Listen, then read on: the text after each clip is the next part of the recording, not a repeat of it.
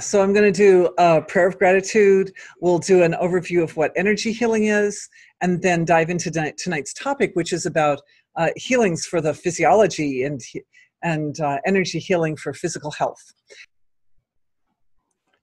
Thank you to the source of creation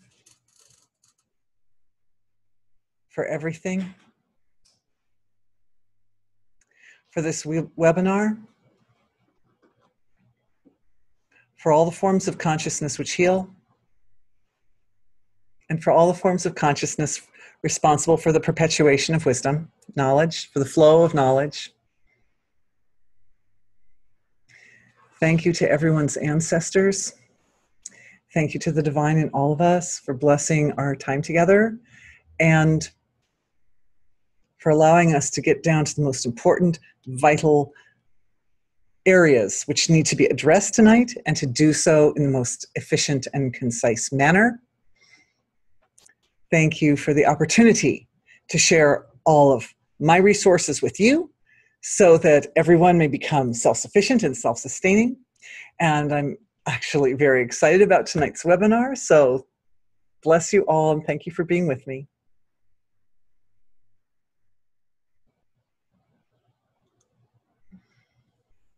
All right. So tonight's webinar is about health, but just a quick overview of what is energy healing. Energy healing is the practice of focusing attention intelligently in order to produce a specific effect in the physiology. And ultimately, the physiology is consciousness, and awareness or attention is also consciousness. So what we're doing is we're making these self-referral loops of consciousness on consciousness in order to affect the consciousness in a specific manner. So up till now, what usually happens when a person gets sick is they go to a doctor, and the doctor helps by putting their attention. They say, doctor, it hurts here, or wherever it hurts, right? So then the doctor puts their attention, and the attention helps. And when the doctor puts their attention and the patient puts their attention at the same time, lots of attention gets into the area. And the attention is actually the first material that sort of opens the flow of transformation in that area. If something's gone wrong, then what we need to do is take it from where it is and get it to where we want it to be. And so that first step is to bring awareness, lively awareness or attention into the area, to wake the area up, to start the flow of blood and healing energies into the area like that.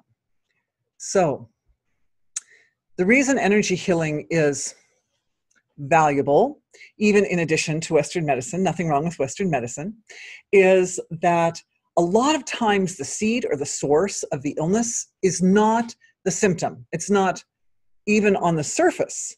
That the symptom is on the surface, and what's underneath the symptom is the original cause of the illness. So in energy healing, what we can do is, if you take a medicine, the medicine might not actually go in and target the emotional imbalance that's behind the illness. But energy healing can do that. We can bring our awareness into some chamber of the heart or some area that's the source of that illness and address it from that level. So that's what we're doing in energy healing. And there's a lot of flexibility in consciousness, because when we're working with consciousness, particularly at a very abstract level, then we're not constrained by space and time. So if the illness or imbalance has its origin, say, in a childhood trauma or something like that, it's possible to move back into the early years and to actually heal the child, the original situation. So it's very useful. It's a nice augmentation to all the types of healing that we already have on Earth. And it can actually support really deep, thorough healing that goes all the way to the core of the situation. So we're dealing with consciousness. Okay. So, and we have a big ocean of consciousness, a big ocean. And, and we need to know how to navigate that ocean, because if it's about focusing attention, then we need to be able to focus the attention in the most concise and intelligent manner. As all of you know, most of you know, who've been with me for a while, we have various means of navigating the ocean of consciousness, various axes, you know, for navigating from very, very small to very big, or navigating from very dense and physical to very non-physical, or navigating from through the complementary pairs of opposites, right? Lots of different types of opposites, from sleeping non-conscious awareness to hyper alert conscious awareness. That's another axis. And my experience with energy healing is that each step of the process, our bodies are great allies. And the body, when it falls ill, it doesn't just fall ill randomly for no particular reason. It falls ill because the body is actually helping us to navigate our way through that axis that runs from asleep non-awareness to hyper clear, absolute, magnificently broad, expanded awareness. There are lots of names for that, Brahman consciousness, and lots of different names for that full awareness. But the point is that the journey across that axis is one of going back and forth between the physiology, what's going on in the physiology, and what's going on for the soul within the physiology.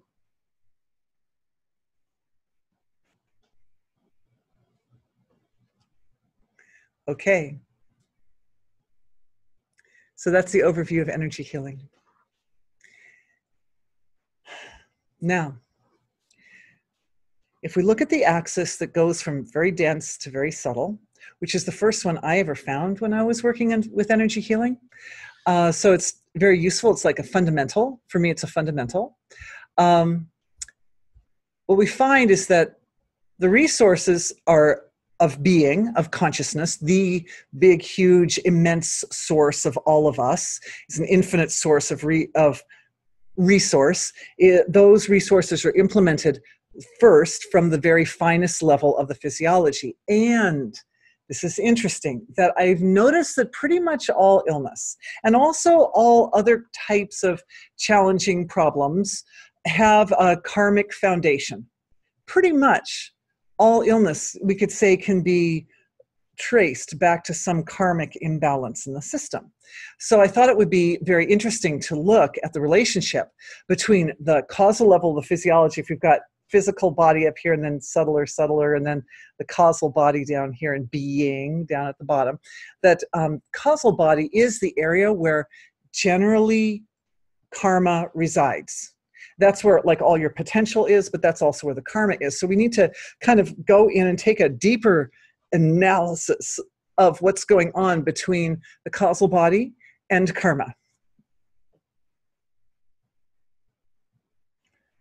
So I'm just looking with your support and help. And also, even before we go directly into that, I just have one more thing that I want to say to everyone.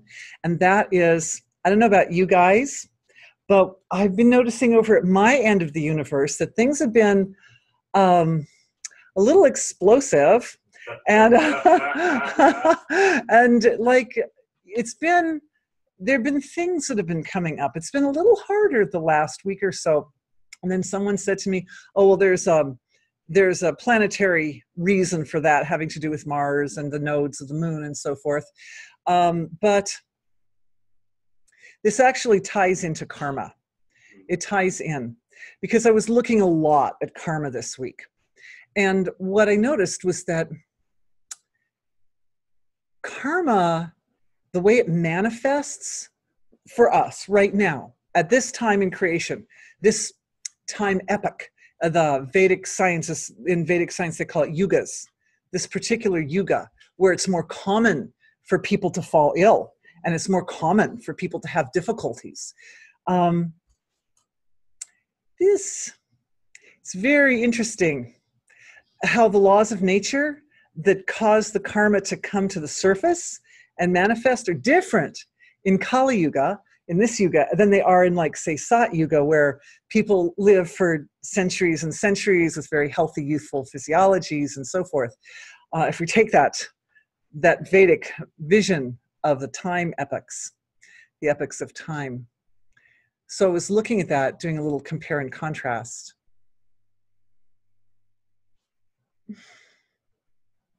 I'm still looking in our group, because I realize what we're doing as a group, because we're working together. We're all doing this healing work together.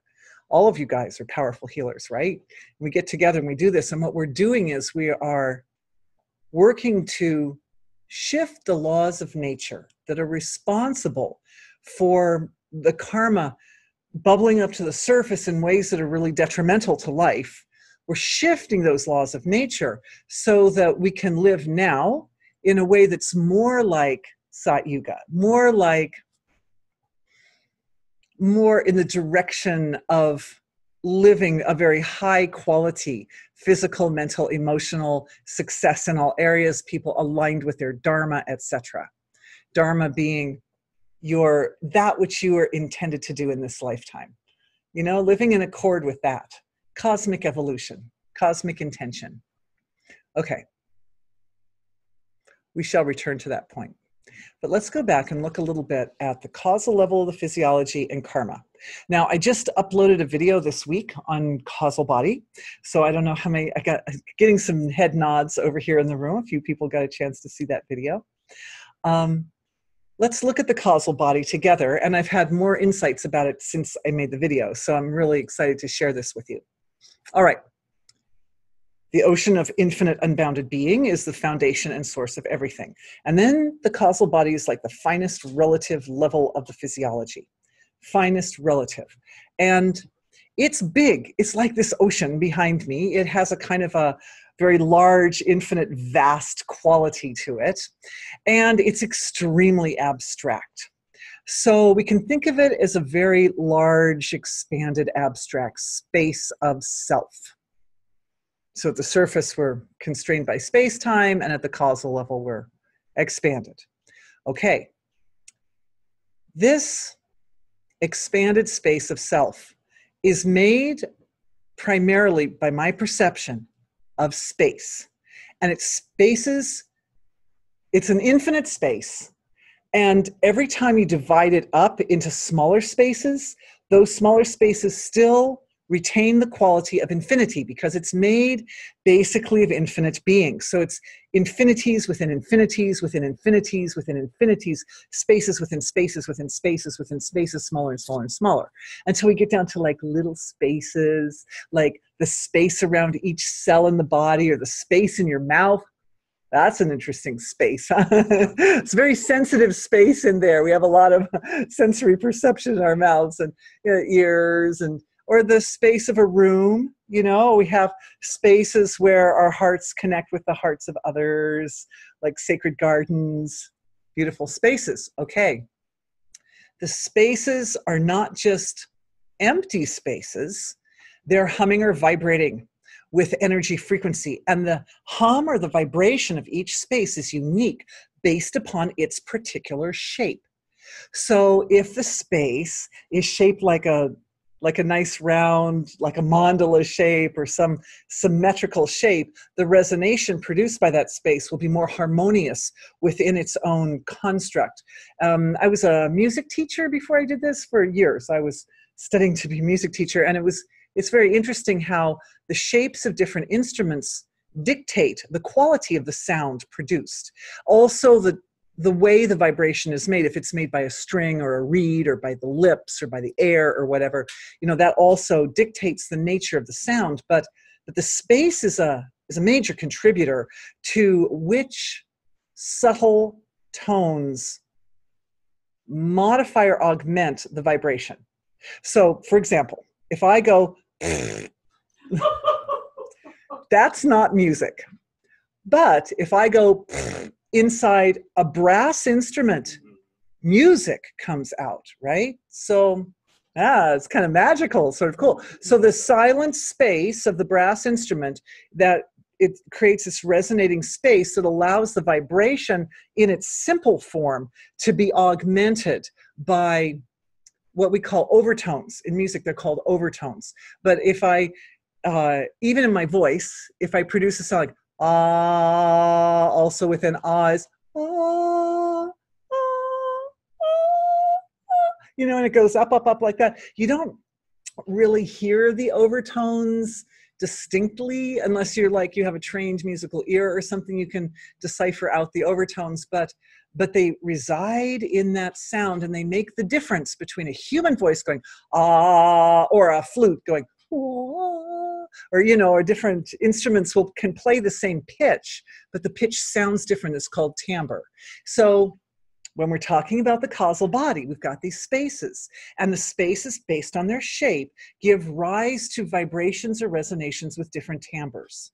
Okay, and the timbres then interface, and the pitches and the timbres, if we want to speak of this in musical terms, they interact with each other the way notes in a chord or notes in a symphony interact with each other, and their relationships give rise to other types of like interference patterns of various types that result in the scaffolding. This is the scaffolding upon which our belief systems are formed and our perception is based, and all the fundamentals that give rise to the relative level of expression.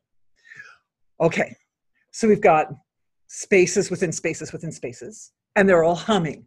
Okay, so if we look at them as just spaces, then we're looking at the causal realm as realms, and we've talked a lot about realms in the past, right? I don't know how many people remember that one, but anyway, there are different types of spaces for different activities, like in a house. There's a space for sleeping, but it's different from the space for cooking, and it's different from the space where you wash, you know, or the entrance to the house or whatever. There are different types of spaces for different functions. So in the causal realm, it's like that too. There's like one great huge causal realm, but we can consciously, this is where energy healing comes in.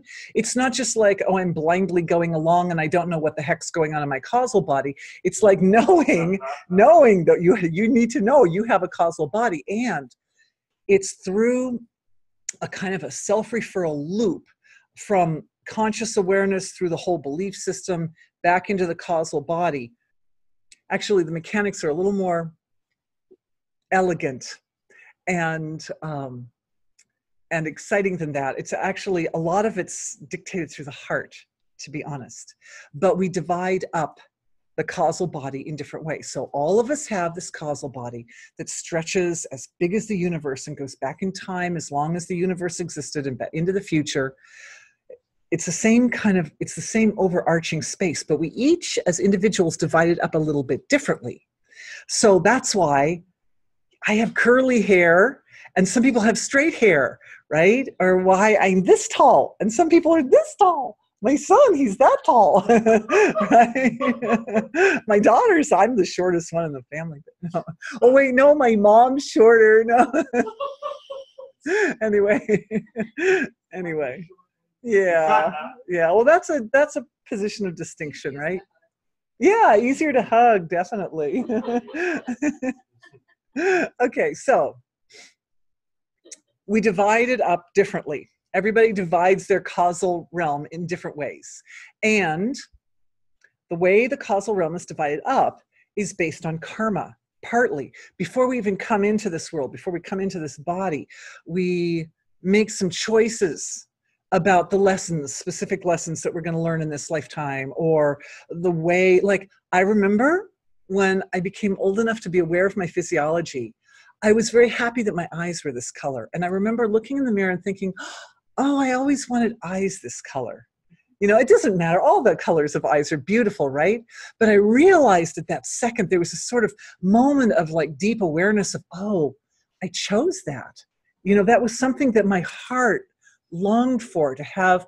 I wanted this color eyes and I wanted dark hair, which is no longer that dark anymore. But you know, at the time I was a teenager, it was darker. And that was something that I remembered wanting, that my heart longed for when I took the human form. And it didn't have to have come out that way. But somehow the longing of the heart was sufficient to structure that particular form. Now that's something that I carry for my whole life, right? So there's certain karmas that are established in the causal realm, different for each person. And it's going to be a little bit of a go to switch those up Obviously, the hair is changing color, but there are certain things that are fairly set. Yes. That said, given that we can change our beliefs, can we also change those decisions or karmas? Yeah. Even within the space of a lifetime, given enough longing of heart and conscious intent? Yes, I think so. So the question is, that said, if we can change our beliefs, then could we possibly change our karma so that we can help me if I make a mistake, my dear. By the way, I don't say people's names because this eventually goes up online and I protect everyone's identity. But, yeah, that in a lifetime, if it's possible. Oh, thanks. That's better, Tom. Mm-hmm. Oh, I was going to say. My husband. That was a little karma, right? No, anyway, that's my husband. Yeah, he's my tech man.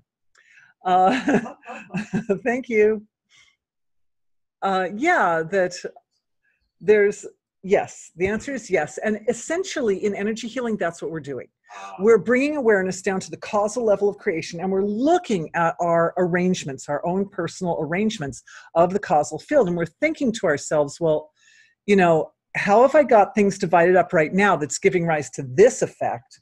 And if I want to change this effect into a different effect that's maybe more favorable, how do I need to change that space around in order to do it? Now, I talked about how the spaces are significant in that they're like rooms in a house, and you can portion off areas of the causal realm where the laws of nature in those areas are more they're more conducive or supportive to various activities than others. However, I mentioned that they all vibrate, right? So we can just look at them as vibrations too. And a lot of people, I bet there are a lot of people out there who, when they look into with their finer senses, they see a world of scintillating energy. They see a world of vibration and energy. So that's like another way of looking at the causal realm. So these are two different ways. We can look at it as unique spaces, discrete spaces, or we can look at it as vibrations. And when we look at it as vibrations, in the work that we're doing together, I tend to refer to it as energy medicines or light medicines. So sometimes I'll say, oh, I can feel in the causal realm, there's this energy of like compassion is rising up or is awakening or is spreading out or is going to your liver or whatever, whatever needs to happen there. So those are two ways, but there's a third way. There's a third way of looking at the causal realm, and that is in terms of humming spaces, and the hum and the spaces are together doing their thing at the same time. And when you get spaces that are like scintillating like that are moving like that, then we start to see something that looks like beings. We start to see something that looks like living forces, life forces. And so long tradition of human legends and myths and religious writings and so forth that identify specific spaces that have specific features or characteristics in terms of their animate expression. So, we're lucky at this time in history, we have all of the more modern religions, all the modern religions that have been with us for a couple thousand years. Then we've got other religions that go back farther than that. And each religion has divided up the causal realm in different ways to get different effects.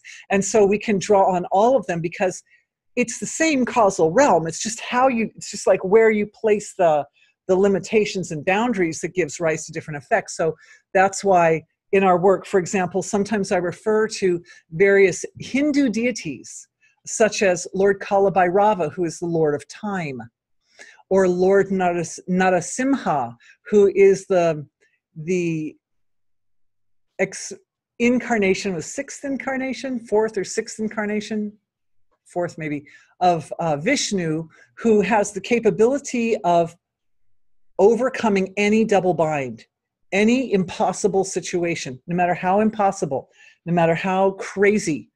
This one particular form of creation can get into that spot and can undo the impossible.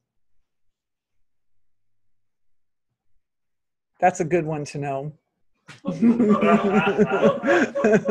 Just throwing that out there. Thank you to the, the Vedic tradition for having found some of these various useful spaces. And it's not to say that some of the laws of nature that are in that space, that humming space that we will call Narasimha, aren't also in another space that might be portioned off slightly differently, but includes some of those laws of nature, right? So we're constantly, this is the beauty of us working together as a group, is that each one of us divides that space up slightly differently. We get different flavors and different qualities and different powers and different effects. Okay, so I'm seeing the chat is full over here. Okay, no questions there, it's okay. I think it would be good though, this would be a good time for a healing, because we haven't really done any healing yet as we've started. But in order to get into the healing though, I want to return to, remember earlier I said something about us working together as a group and how that was really powerful, and I wanted to return to it. Well, I think I'd like to return to that again, because it's something that for me, I was just looking at it on my own earlier, and I realized that as a group, we can take a deeper look at this as our collective and get a lot more richness out of it. And this is the premise that there's some kind of specific constraints on the causal body in Kali Yuga. And for those who are not familiar with the yugas, just a quick overview, there are 4 time periods. And I bet some of the Vedic science people here can probably be more specific than me. I'm not an expert, but we're in the shortest of the time periods. There's the Sat Yuga, Sattva means purity. So there's the longest period is the period of purity where life is sweet and bodies are healthy all the time and so forth. And then there's Dwapara Yuga, Treta Yuga is the next one down, and that's 3/4. That's 3/4 the length of, and then there's Dwapara Yuga, which is half the length of Sat Yuga, and then there's Kali Yuga, which we're in, which is 1/4 the length of Sat Yuga, and it's still like just immensely long. Do you have numbers? Do you guys have numbers? It's hundreds of thousands of years. It's some very, very long, and we're like 5,000 years into it or something like that. So we're in a period where life is not as easy. Life is not as easy. So I'm looking at this. Oh, thank you. Oh, bless you. God bless you. So he's saying Kali Yuga is 432,000 years. And we're about 5,000 years in. And, oh, guess what? The first 10,000 years, we're still transitioning from the last Yuga. It gets worse before it gets better. Oh, dear. So there's but maybe it's not as oh dear as we think, and this is where it gets to our healing, is that as a collective, we are very powerful. And I feel that we have the resources to look at this situation and affect a change that will take the winds. We could take the winds out of the sail of Kali Yuga and make it so, organize the causal level in such a way that people are supported to live in a state of purity. People are supported to live their dharma. People are supported to act with compassion and mercy.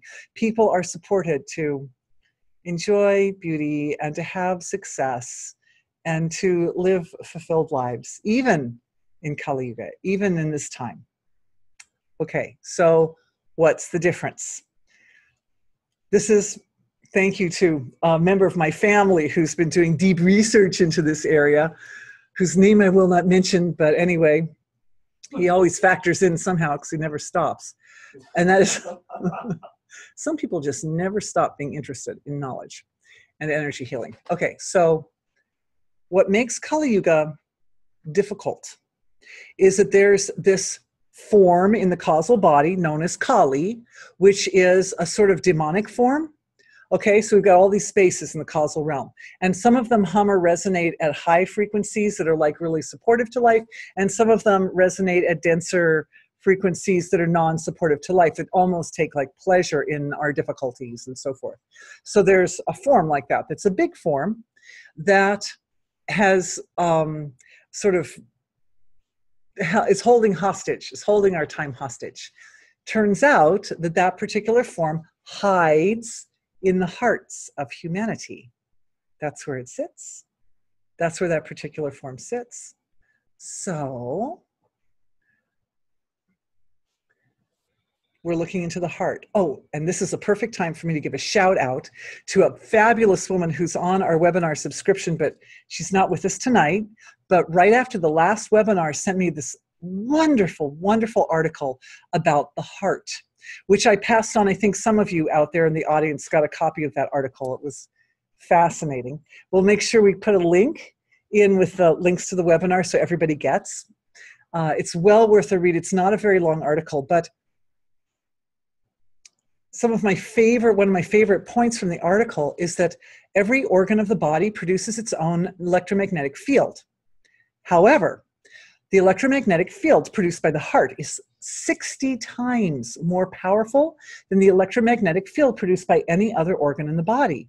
And that was very interesting to me, because I think of our brains as this like big electromagnetic mass of, neural activity, and every time a thought passes through, it's like a little spark of electromagnetic activity. So I thought the brain was like really powerful.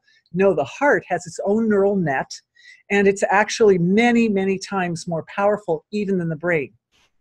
So what does that mean? That means that the magnetic field set up by the heart, influences every other organ in the body. It's like the conductor of the orchestra, you could say, because its magnetic field is so powerful that when the heart is humming along coherently, everything else falls into line. And it's interesting that some of the organs that are near the heart are, for example, the immune system organizer, the thymus, which is like the overseeing gland that, is in charge of the immune system, and the spleen, which has a really intimate relationship to the heart. And the spleen is also part of the immune system. Its role is to protect the heart.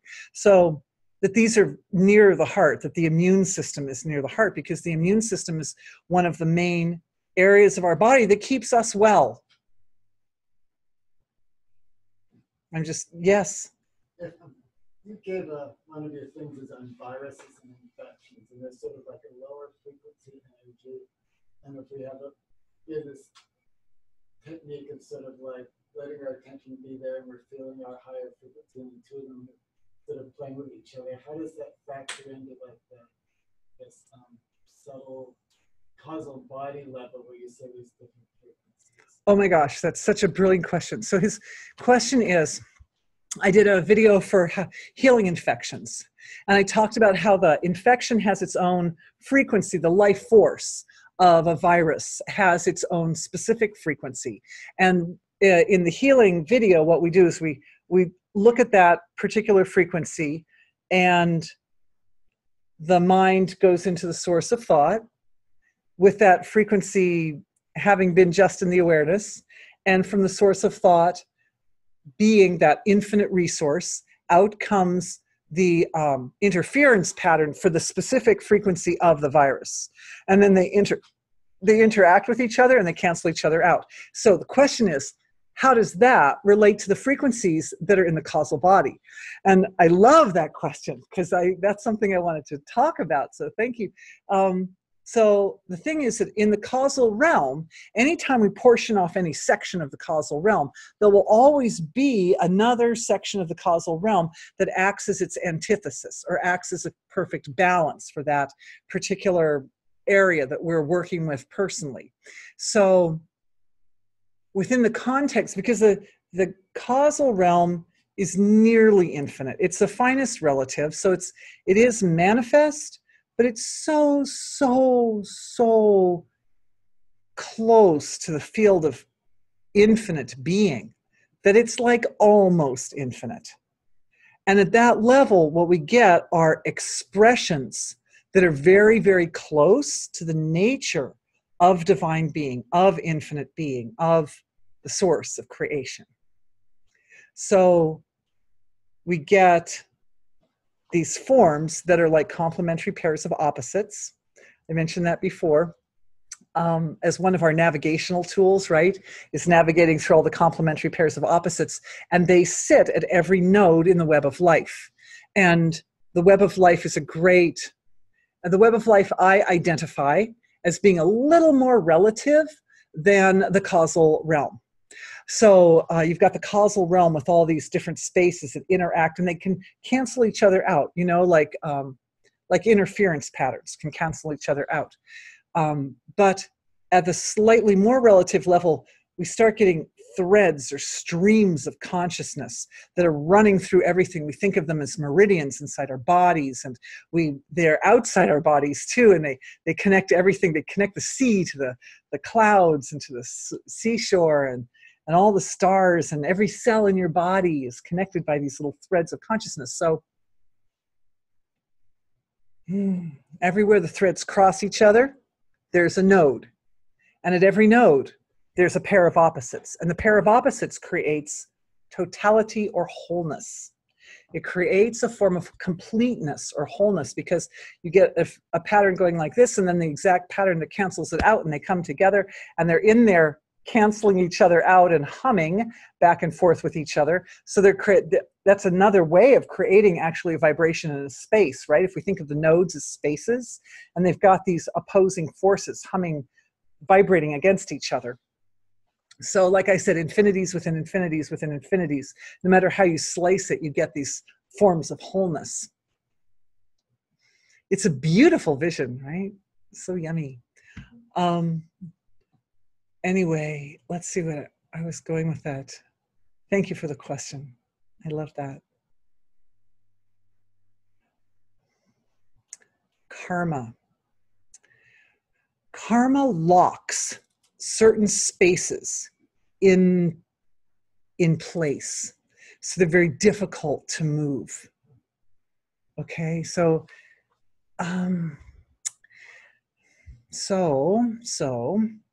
karma is an element that's coming from the individual, produces various actions and effects in the universe, and then the universe reflects those back. So there's this relationship between the big self, the big universal self, and the individual self. And it's in that relationship between individuality and universality that karma sits.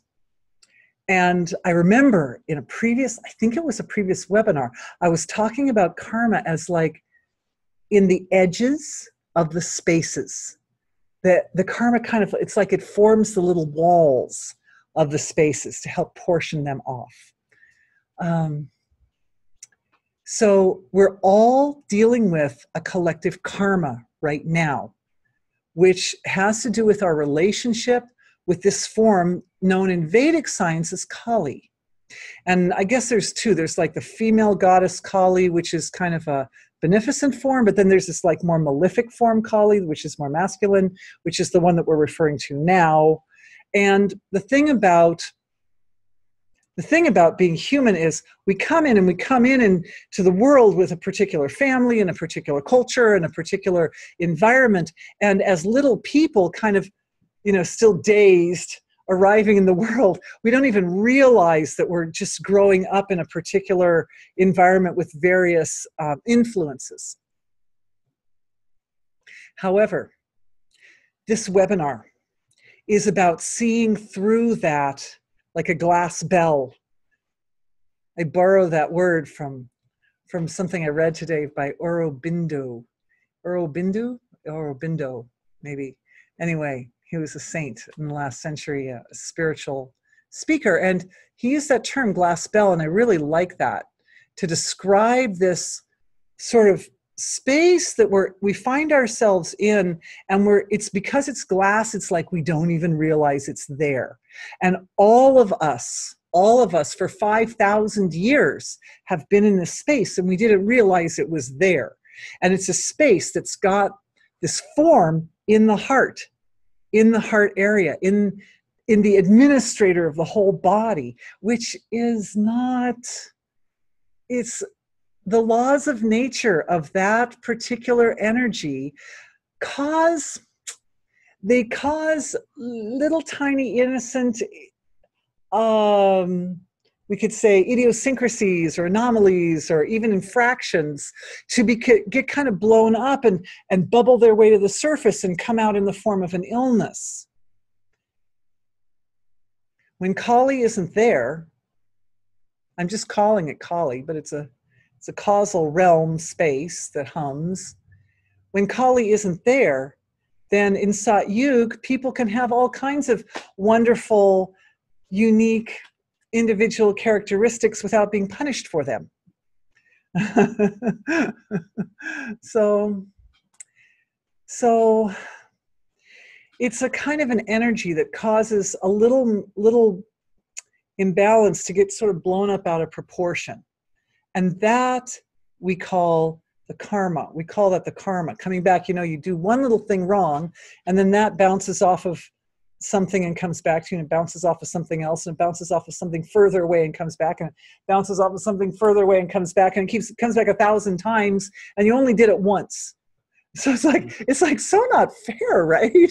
And we've been living in this space for 5,000 years and sort of didn't even notice it. We just took it for granted. Well, that's just the way it is. Life is hard. You've heard people say life is suffering. They say it because it's kind of like that with those laws of nature. It's not so easy. Yes. And so also a very wise man is pointing out that karma is neither good nor bad. That's a beautiful point. Right. It's just that effect from the environment that creates the shapes in which we reside. It portions off. It's like the edge, that portions off the causal spaces, the ones that we work with, that we're working with. But there's some that are kind of like more universal, and that Kali is one of them. So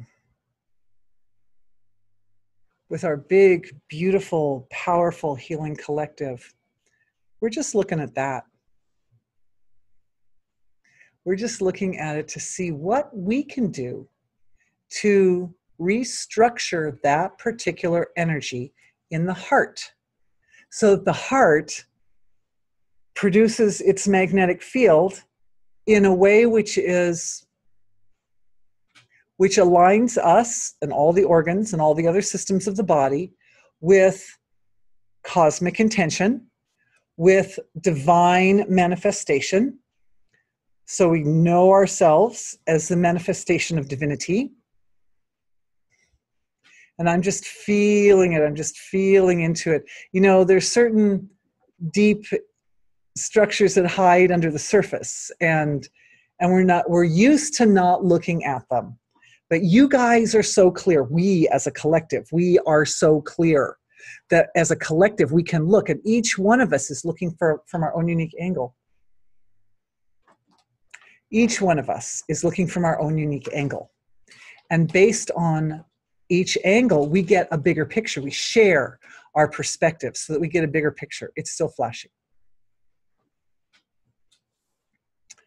We got the flash going in the lower corner here. Oh, that's better. Thank you. There was a lot of flickering in the lower half. Yeah, I know. I knew that. I just didn't want to stop talking. I enjoy talking so much. Anyway, thank you. Anyway, so look what we did. Look what happened. It was it's still flashing a little bit. We changed the light. We changed the angle and direction of the light. The answer is right there. This is the answer. The light is the light of our awareness. And if we can change the direction or angle of the light in the heart area, we can realign the energies in that area to be so supportive for evolution, so supportive of the highest intentions, purity, dharma, sattva, purity, dharma. I'm trying to think these are the 4 aims or goals of human life. In 4 aims and goals, I guess, in all the yugas are purity, dharma, Artha, which means successful implementation of action, basically, or successful implementation of intention, and Kama, which is beauty and aesthetic. And ideally, these four are balanced. In Kali Yuga, Kama takes the front seat and runs the show. And it's not necessarily a bad thing. I mean, beauty and, fulfillment to the senses, to the gross senses. Let's see. Oh, thank you. Moksha, right. Oh, right. Thank you. Dharma, Artha, Kama, Moksha. Right. Enlightenment. Thank you. Thank you so much. Yes, I actually knew that, but I said it wrong. Okay, so several people came in on this one. So one person says Dharma, Artha, Kama, Moksha, and Moksha is enlightenment. Okay, so those are the four goals or aims of human life. And this other comment is karma is, the Vajra, aka Dorje, is considered to be the highest thing in the universe and is a thunderbolt, light. Ooh, that's very interesting. That's very interesting. So this Varja, aka Dorje, D-O-R-J-E, is one of the ways of dividing up or splitting up the causal realm, right? It's a thunderbolt or light, and it's considered to be the hardest thing in the universe. Oh, sorry, I'm having my own little, Okay, just processing that. That was potent. That was very interesting.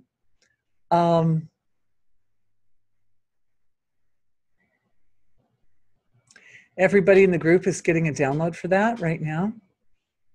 Get the download for Dorje, because we should have access to that, right? It's useful. It's one of the ways we understand and divide up our causal bodies.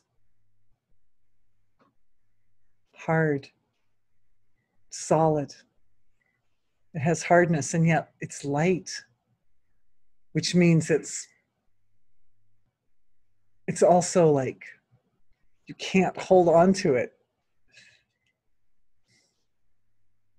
It's a very vast thing. I'm enjoying it. I'm not sure what we're going to do with it. Maybe it'll come back later in our healing, something we can do with it. But the question is, can it stabilize? Because if it's the hardest thing in the universe, it should be able to stabilize. It should be able to be used to stabilize. Oh, that's it. Because our Think Varja is diamond. Okay, beautiful. It destroys ignorance. Yes. Thank you. Yes, that's what I was getting at. I was getting at the destroy ignorance part of it, because the light shines. So we're just going to put the awareness in the heart for a moment. This is the healing. Awareness in the heart. The light shines in the heart.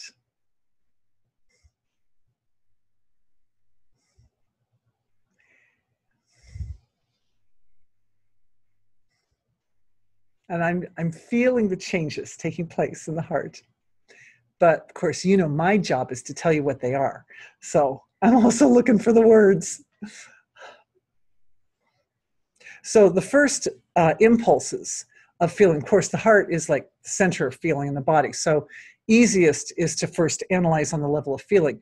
And the first thing is this acceptance and forgiveness and compassion. There's a really, really huge compassion. And I want to say the compassion is I picked up the compassion like a little thread, like a little hair, right?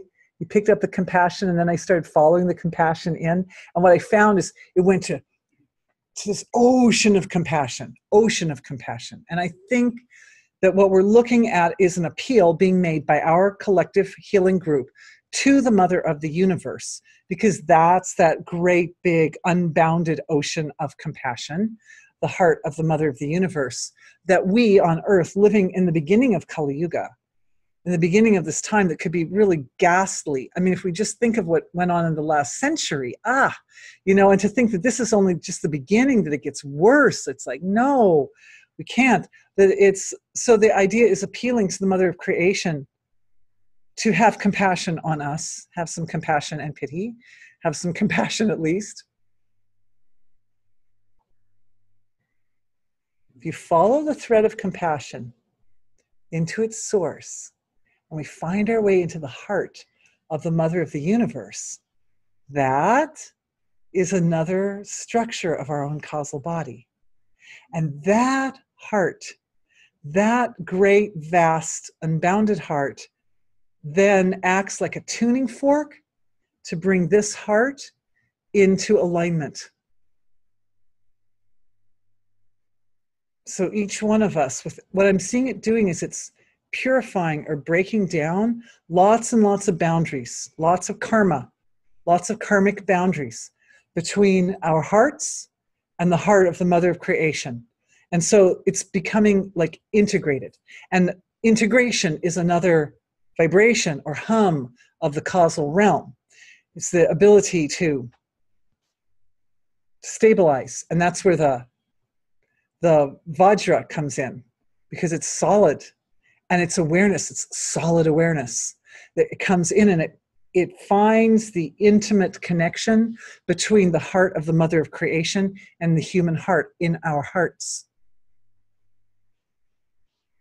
I'm looking, when I'm going like that, I'm looking with my inner eyes out into the collective, and I'm feeling into everyone's heart, and I'm just feeling the nuances of differences between the way one heart responds and the next heart responds like that. And it feels like there's a huge melting of boundaries. And so it's good, the boundaries melting. The boundaries of separation between the mother of creation and the individual. And that's all Kali's really doing, right? Is just standing kind of between us and the mother of creation. So that particular boundary is able to melt. Oh my gosh. Oh, how wonderful is that? And I'm still feeling the melting feeling continuing. And I'm also feeling more forgiveness. Somehow, when I feel the forgiveness come in, I really feel that it's somehow connected to the ancestors, because I feel that one of the energies that's kind of kept us locked in with some of this darker, these laws of nature that make life hard on earth, have been associated with people being hard on themselves. Oh gosh, I'm seeing questions and stuff coming in too.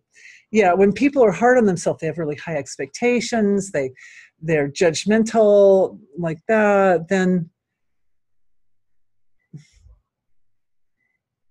they feel that gives rise to beliefs, right? Beliefs like, well, I don't deserve to live my life comfortably, or I don't deserve to be happy, or I don't deserve to be loved, or I don't deserve to be healthy, or whatever. Healthy, wealthy, and wise. We deserve to be all of those. And that's actually the nature of human experience, is to be a really pure reflection of divinity. That's you. Okay, let's see what kind of questions we've got going on, because we're getting, oh, we have 2 people who said it's time for a healing. That must have been a little while ago. We did a healing. We'll do some more healings. I've got some questions too. All right.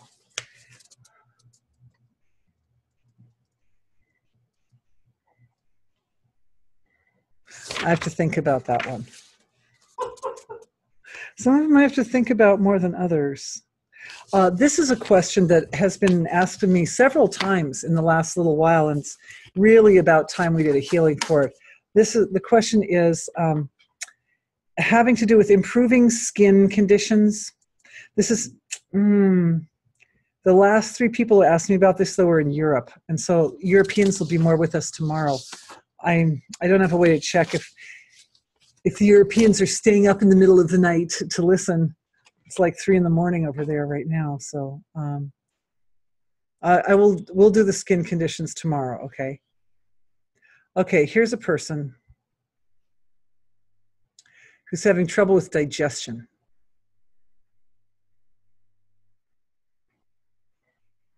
They're also having experience of really intense energy flowing through the body. losing a lot of weight fast. They hardly weigh barely 100 pounds, 5'10". Ouch. It's scary. It's scary. It's scary. Okay.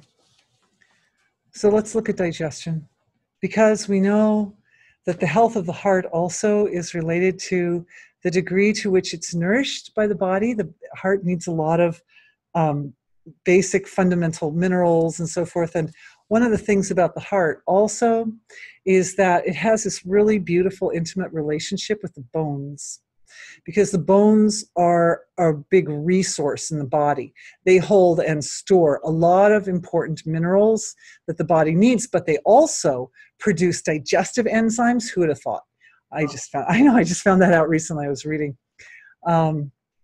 Yeah, the bones produce hormones and enzymes and all kinds of good digestive hormones, I guess, different elements that the body needs in order to metabolize properly. Yeah, it's interesting, isn't it? Oh, right, that's right. It creates all the different constituents of blood. So red blood cells, but also T cells and white blood cells. And yeah, stem cells, right. The bones are full of stem cells. Thank you. They just supported us. No, the bones are awesome. And it's a really, that system is actually, it's like, it's got a sort of a fundamental role that it plays to support all the other systems of the physiology. And you know, it's interesting when I read that research about the heart and how the different organs create different magnetic fields. It's interesting, they probably didn't actually measure the bones, I bet. But then again, the heart actually sets up a pulse. So it makes sense that the magnetic field set up by the heart is more dominating. But I'm just, for some reason, even though this lady's question is about her weight, being very underweight, I feel as if we're really looking to a more fundamental level of the body, which is the bones. Now, each area of the body, and you can find a lot of this on my knowledge base, which is continuing to grow. So I hope to have every area of the body on the knowledge base at some point, every illness that you want to have healed on the knowledge base. But right now, we're just taking the first analysis, the first level of analysis is inference. And so when we look at the bones, the skeletal system, what we see is that the skeletal system provides a support not unlike the role, the traditional role of a father in the house. There's orderliness and stability and provides resources for the family. The heart, traditional role more like the mother, right? Which sets up that rhythm or that space in which the family can thrive. But the father's like the bones. It's stable. So I would say for this particular lady that it would probably be good to take a look at her relationship with father. Very often when there's something like that with inference, you find it right there. Yeah. And so if she's there and wants to let us know anything, but of course this is public, so no worries. You don't have to give up your personal details, but it's good to look to a relationship with father or relationship with men because, you know, men also represent. Also, every system of the body is overseen by a form of being from a subtle level of creation, from the causal level, and then up through the slightly less than causal, slightly more dense, the streams or threads of consciousness, the nagas, that run through the body and are responsible for overseeing the various systems. So the digestive system has a thread of consciousness, which is like its overseeing administrator. The skeletal system has a thread of consciousness, overseeing administrator. So I'm looking at the relationship between those two threads and what kinds of vibrations they're each creating and how those vibrations interface with each other or interact with each other. Because if you're getting the vibrations in a non-harmonious relationship, then that can give rise to illness right there. So the digestive system is all about processing experience. The skeletal system is all about stability and resource. And stability and okay, so this is it coming up. So processing experience, the experience falls into a pattern, right? The pattern is a pattern of evolution of the soul, and it starts with breaking down that which we no longer need or is no longer necessary, and the building up of the new. So it's all about a redefinition of self. And that's basically the principle of transformation of the physiology in a nutshell. I see another, oh, look at this. She just came in. She's saying body frame has always been about 124 pounds. 4 years, losing, hardly noticed, no fear. Vibrating in way, very alignment. Dad is with me. Oh, he passed in 2000. Love man. We'll be married again. Ooh, should mention. I'm an oversoul. 5 others never could use their gifts. Oh, that's so sweet. Thank you for sharing your experience. That's beautiful. It's beautiful.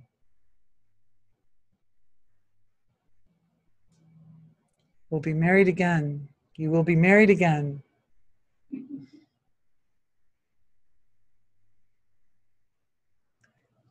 The harmonious relationship between the intelligence of the skeletal system and the intelligence of the digestive system. There's an out of alignment right there. The nature of the resonations working together. I'm feeling it. Because the digestive system is about understanding in intimate detail the evolution of experience and the evolution of consciousness, the transformation of being, the transformation of the individual to become their highest self, the full potential of the individual. The skeletal system is about the stability that is like the support for that process. And the stability is like orderliness, so it represents the expanding from the fine levels of creation up to the surface expression side of the equation. Okay, so most of the digestion is about the breaking down. We break down the food, break it down, break it down, break it down, eventually into the cells, it becomes energy, it becomes resource. Then it becomes energy and resource. The becoming part is associated with that silent being becoming manifest. So this is all just the inference side of it. Everyone's digestive system is up for consideration right now. We refine for everybody. And it's beautiful. She says she's not afraid. That's really good. I'm really glad you're not. I have other clients who have problems with weight loss, and you're over 100 pounds, so that's actually really good. You know, I've got other clients who've come to me weighing less than 100, and it can be very, very scary when that happens. Also looking at the relationship of the magnetic fields produced by the microbiome and its relationship to the point in the process where the food breaks down so much that one is dealing with basically essential self. Very nice. That's a key spot. That's where the awareness wants to sit, is at that spot, right at the bottom of the loop where the food breaks down and it becomes self. So right in that spot. So it's moving. The energy is moving. And what that means is that the boundaries are moving.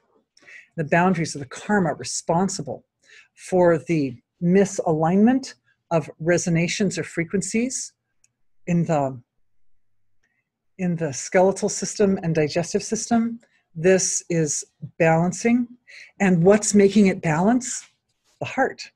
Because we did this big healing for the heart. And as the heart comes into its full alignment with the mother of creation, then it can produce the The heart knows. It's very wise. Another thing in the article you'll enjoy is that the heart has memory. Who would have thought? So it remembers that frequency of being in perfect alignment with the mother of creation, and that level of compassion that comes in and like wends its way into the relationship between the skeletal system and the digestive system, and brings in balance and softness, sweetness, and a harmonic resonance. So the systems are working together. I'm actually seeing, for some people, the need to rebuild. For some people, there's rebuilding in particular organs, like the pancreas, the liver. For some people, there's important rebuilding taking place in the lower GI tract. It's like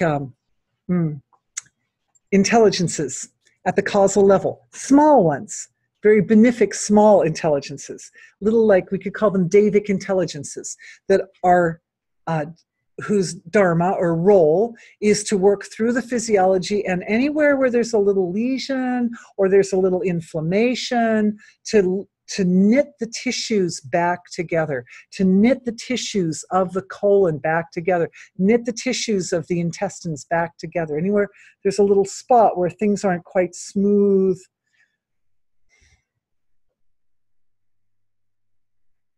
So definitely for a whole group, there's a hum or a resonation of Davic intelligence. It's very nice for everyone to get used to what that particular intelligence feels like, because it's something precious. It's part of you. It's the part of your causal body that was very lively when you were forming in mommy's tummy, when you were gestating during the pregnancy. These are the forms of intelligence that were responsible for building the body in the first place. Because we know mom wasn't really thinking about that. She was thinking about other things like having ice cream and pickles together and things like that. Yeah. So this Davic intelligence, it's beautiful for everyone in this healing session to get really familiar and comfortable with what it feels like to get attention or awareness into the Davic level of the body's intelligence, and to enjoy that particular intelligence. One of the things I've noticed is that the Davic intelligence of the physiology is very sensitive to harmonic resonations.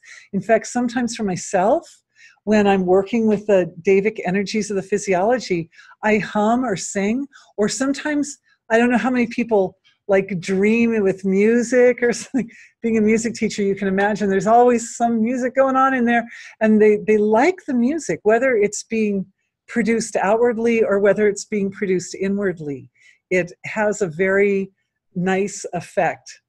Oh, and the lady who asked the question about her digestion said that's what she's been feeling. Extreme gratitude. Oh, tears and tons of energy, left hands. So grateful. Oh, you're so sweet. Yes, come back tomorrow. Come back and join us tomorrow. Exactly. So, yeah, so the Davic intelligence is like really accessible because it's one that we've been comfortable with, we've been working with since even before we came into this world in our full human manifestation. We've been working with it. It built these bodies in the first place. So it's a really lovely type of energy. But it's that level of body intelligence is very fine. You know, Davis can go through the body and they can work cell by cell by cell, or they can go into subcellular structures, or they need to go into subcellular structures. So into the mitochondria, because it's in the mitochondria that the food actually becomes, it's transformed into energy, and it's transformed into energy in the mitochondria. But then also the mitochondria does a certain amount of sorting, and the subcellular structures do the sorting, and other little bits of calcium or potassium or magnesium and carbon, they go where they need to go to support the health of the physiology. So I'm just looking at that. So this is a finer level of Davic intelligence. The level of Davic intelligence that was helping knit the tissues back together. Those were a little bit larger. Now these are finer. They're in at the subcellular levels. When we go subcellular, we're like almost molecular, right? And when we go molecular, we're ancestral because the ancestors reside in the DNA. So I'm looking at the relationship between the specific devas in the physiology and the ancestral inheritance. This is very interesting. See, it's because of you guys, right? Because I can't come up with these things by myself. It's because your minds, we're all seeing it from our different angles. It's like we get a bigger picture. This is so interesting. So there's a level of inherited, you could say body intelligence or wisdom related to the specific type of Devic intelligence in the body that it's inherited. So we've got, I'm just like overseeing it, and we can go like another couple minutes because I started late, right? So the ancestors sit in the DNA, and they have their specific, each ancestor has their own specific energy frequency and the level that their being is humming right now. Their level of evolution, whether they're in new physiologies or whether they're in the spirit world or wherever they are, they're in their space, they're in their sacred space. And that's at a finer level on the axis of small to big. Remember I was saying we have all these different, whoops, sorry, I just knocked my microphone. We have all these different ways of navigating the ocean of consciousness. So right now we're navigating through the axis of small to big. And what we're seeing is the molecular is smaller than the Devic level, but at the molecular level, we get our ancestors.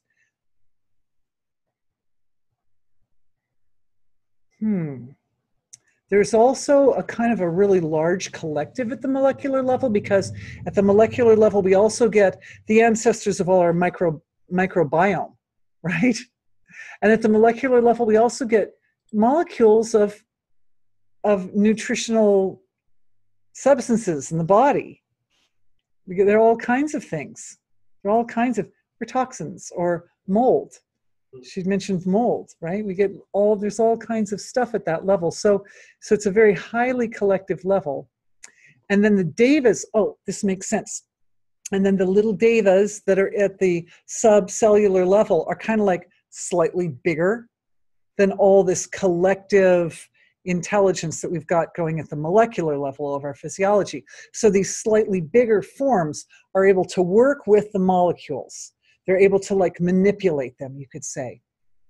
But they're not so physical. No. The devas are like, they're more like causal body. They're little discrete spaces in the causal realm that are humming. Okay. Well, we've obviously opened up a whole nother area here, and that often happens right at the end of a webinar. So please forgive me.